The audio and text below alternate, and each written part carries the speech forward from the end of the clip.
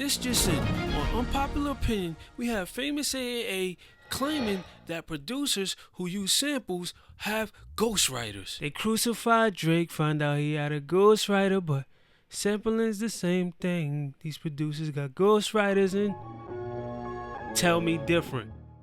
This is not a popular opinion. This is up for debate. This is up for your favorite producer to show up and shut up. In this thing we call hip hop, we hold near and dear to our heart. These are our feelings. But at the same time, principle of what's going on needs to be placed.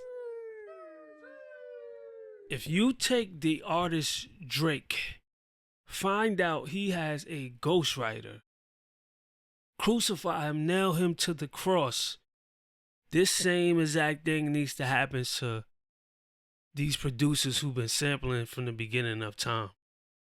Because there's no way in hell you're going to crucify an artist who gets help with their lyrics, but you getting help with your beats. And I know what you might say. Oh, that's been happening since the beginning of time, since hip-hop started.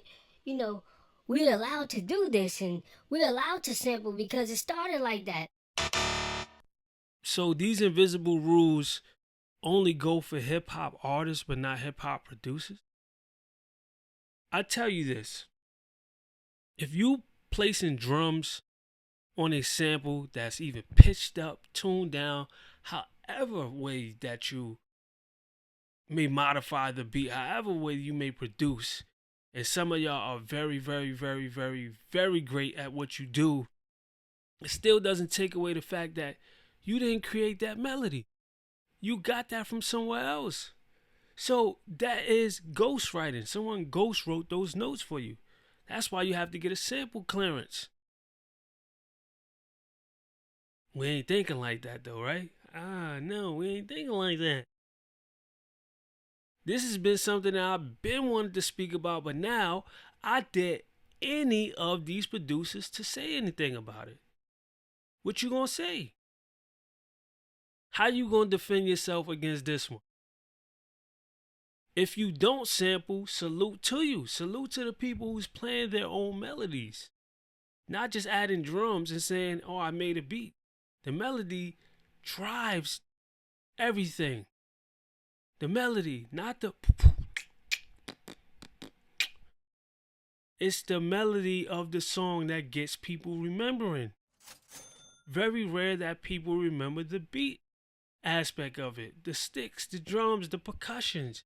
Very rare, but they remember the...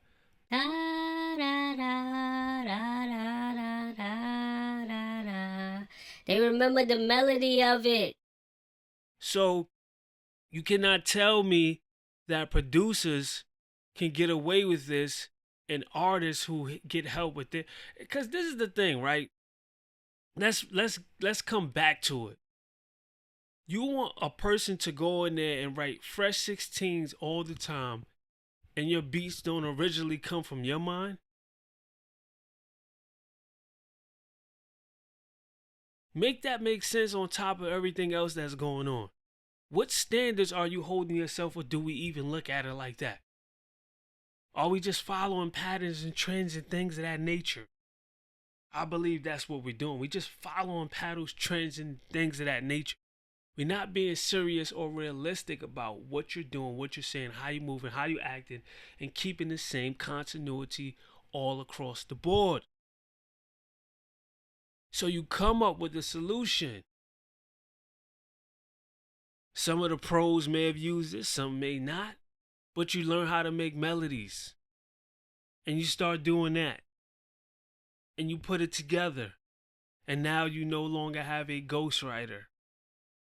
I get the fact that, yes, it's been done since the beginning of time. And yes, you adding on to the beat makes you a producer. Or an arranger, I should say. I don't even, actually, what do you call yourself? If you just taking the sample. And then you have, for the love of God, you have people who take samples of popular beats that's out there and looping them, calling himself a producer.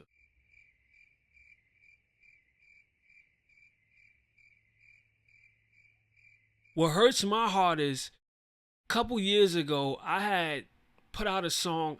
I didn't really know much about producing. I had put out a song called Salute. The song sample that I had for my beat ended up on a sample that was on the radio. A song that was on the radio. I was devastated because I'm like, I thought this was original. Then this happens again. I put out a song called, an artist hits me up and say, where did you get that sample from? I had the same sample on my beat. So I'm crushed. I'm like, what the hell is going on? If I wanted to put this out as a big record across, a TV show or things of that nature, multiple people have this sample. And it's like, when you take the sample, at least manipulate it. But at the same time, I don't know, bro. I don't get why people want the same thing and think that's, nah, bro. So that hurt me as an artist. Some people don't care, but I like exclusivity. I'm a very exclusive person and I deserve exclusive stuff. So I found out, here's a way that I'm going to change the matter. I'm going to start using this.